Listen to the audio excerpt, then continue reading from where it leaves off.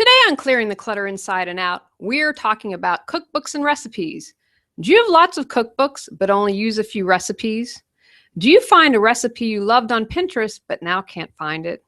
Learn organizing tips and decluttering tips for your cookbooks and recipes as we continue our month focusing on the kitchen.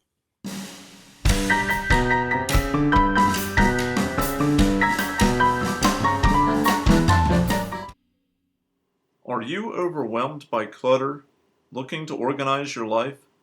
Do you feel stuck and are ready for a change?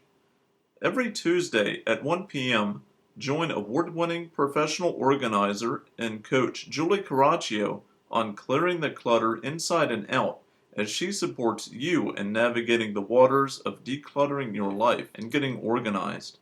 Julie thinks outside the box and examines clutter in all areas: physical, mental, emotional, spiritual, energetic, and more.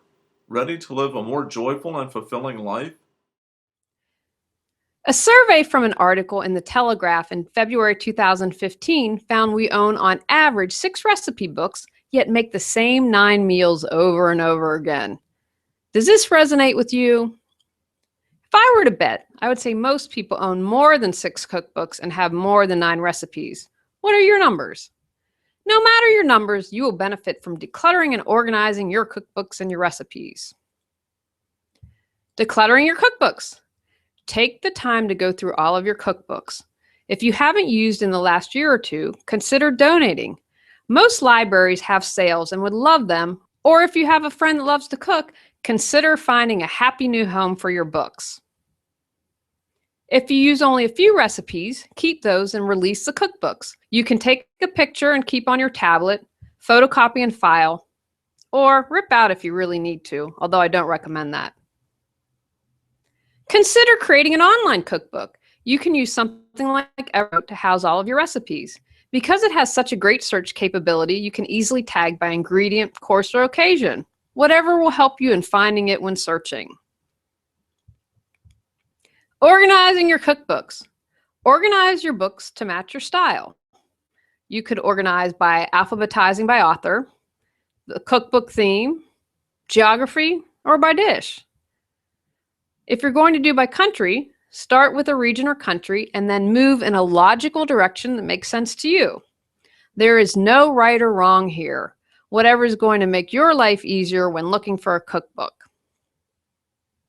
Storing your cookbooks. Make a book area. Personalize a kitchen with a shelf or area where you can keep books and sit down to read. Avoid placing your cookbooks near the stove or over the refrigerator, as your cookbooks can become damaged. Use bookends to keep from slumping and bindings breaking. Steel shelves with hooks can also be used to house pots and pans as well as your cookbooks. You could use open shelving or dedicate a cabinet in the kitchen to house all of your cookbooks. This is what I do. I have one cabinet that houses all of my books and recipes. Something you will want to consider doing here: whatever system you are most likely to maintain.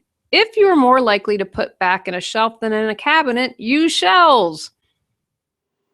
Surrounded by clutter? Tired of the stress it creates? Ready to find peace of mind and reduce your anxiety? Our comprehensive How to Declutter Your Life course guides you step by step in how to clear clutter and simplify your life. Each section is 3 months: physical, mental, emotional, and spiritual, and features manageable to-dos.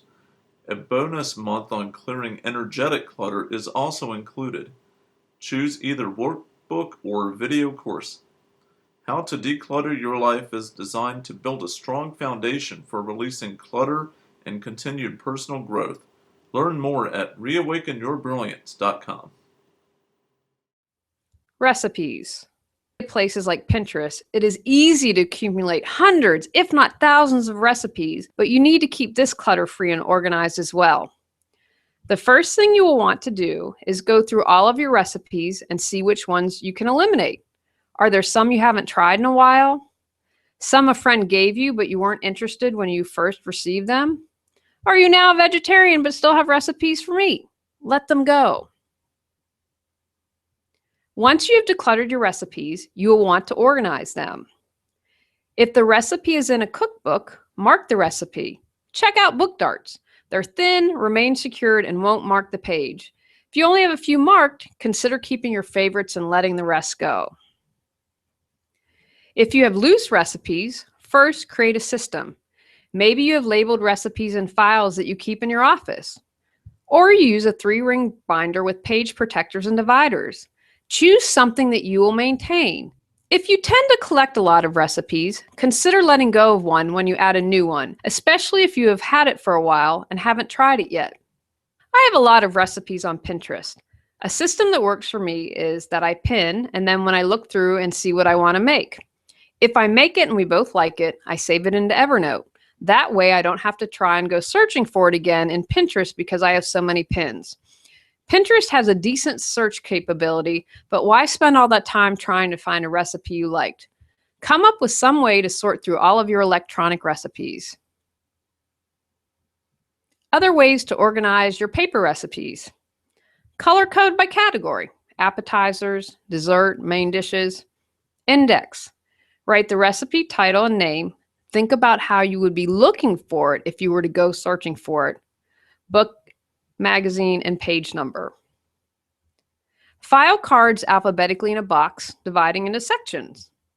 This is what my mother does. Note, if you cut a lot of recipes from newspapers or magazines, consider photocopying or scanning into your smartphone. These can become easily torn or damaged. Takeaways from today's podcast. If you use only a few recipes, keep those and release the cookbooks. Dedicate an area in your kitchen for cookbooks, a shelf, a cabinet, or a sitting area. Create a system for organizing your recipes, a 3-ring binder, index note cards, or an online recipe book. Go out, clear the clutter to create the life you choose, deserve, and desire. Ready to clear clutter and share your gifts with the world? The journey of 1,000 miles begins with one step, so what step will you take today? Sign up for our newsletter and receive a free copy of our 10 Steps to Clearing Clutter.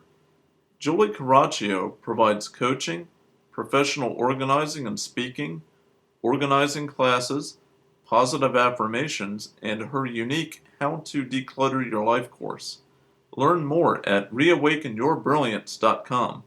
Subscribe to Clearing the Clutter Inside and Out and join us next Tuesday at 1 p.m.